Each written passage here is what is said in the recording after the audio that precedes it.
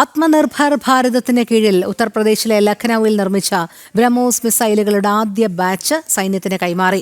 സരോജിനി നഗറിലെ ബ്രഹ്മോസ് എയ്റോസ്പേസ് യൂണിറ്റിൽ നിർമ്മിച്ച ബ്രഹ്മോസ് മിസൈലുകളുടെ ആദ്യ ബാച്ച് പ്രതിരോധ മന്ത്രി രാജ്നാഥ് സിംഗും മുഖ്യമന്ത്രി യോഗി ആദിത്യനാഥും ചേർന്ന് ഫ്ളാഗ് ഓഫ് ചെയ്തു.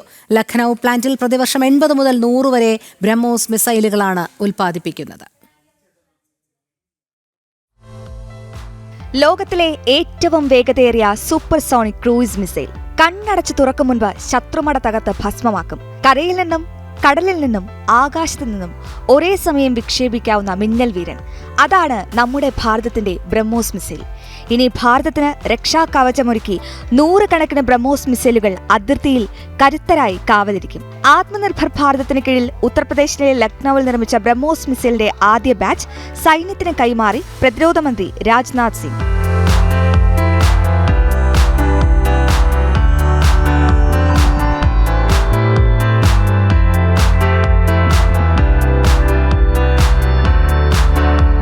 സരോജിനി നഗറിലെ ബ്രഹ്മോസ് എയ്റോസ്പേസ് യൂണിറ്റിൽ നിർമ്മിച്ച ബ്രഹ്മോസ് മിസൈലുകളുടെ ആദ്യ ബാച്ച് പ്രതിരോധ മന്ത്രി രാജ്നാഥ് സിംഗും മുഖ്യമന്ത്രി യോഗി ആദിത്യനാഥും ചേർന്ന് ഫ്ളാഗ് ഓഫ് ചെയ്തു.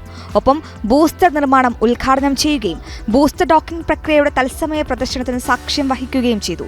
ഇന്ത്യൻ സായുധ സേനയുടെ ശക്തി വർദ്ധിപ്പിക്കുക മാത്രമല്ല, രാജ്യത്തിന്റെ പ്രതിരോധ നിർമ്മാണ അടിത്തറ ശക്തിപ്പെടുത്തുന്നതിന് സാധ്യതയുള്ള കയറ്റുമതികളെ പിന്തുണയ്ക്കുന്നതിനുമാണ് പ്ലാന്റ് നിർമ്മിച്ചിരിക്കുന്നത്. ലക്നൌ പ്ലാന്റിൽ പ്രതിവർഷം 80 മുതൽ 100 മിസൈലുകൾ വരെയാണ് ഉൽപ്പാദിപ്പിക്കുന്നത്. അത്യാധുനിക സംവിധാനങ്ങളോടെയാണ് ലക്നൌ പ്ലാന്റ് സജ്ജമാക്കിയിരിക്കുന്നത്. 100 കണക്കിന് തൊഴിലവസരങ്ങൾ ഇതിലൂടെ സൃഷ്ടിക്കപ്പെടും. എഞ്ചിനീയർമാർ, ടെക്നീഷ്യന്മാർ ഉൾപ്പെടെ നിരവധി പേരെ നിയമിക്കും.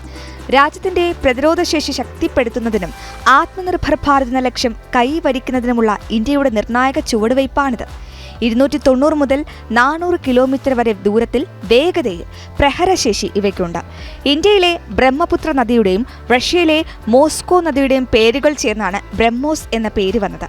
ഇന്ത്യൻ DRDOയും റഷ്യൻ NPOMും സംയുക്തമായി രൂപീകരിച്ച ബ്രഹ്മോസ് കോർപ്പറേഷനാണ് ഇത് നിർമ്മിച്ചെടുത്തത്. ന്യൂസ് ഡെസ്ക്, ജനം.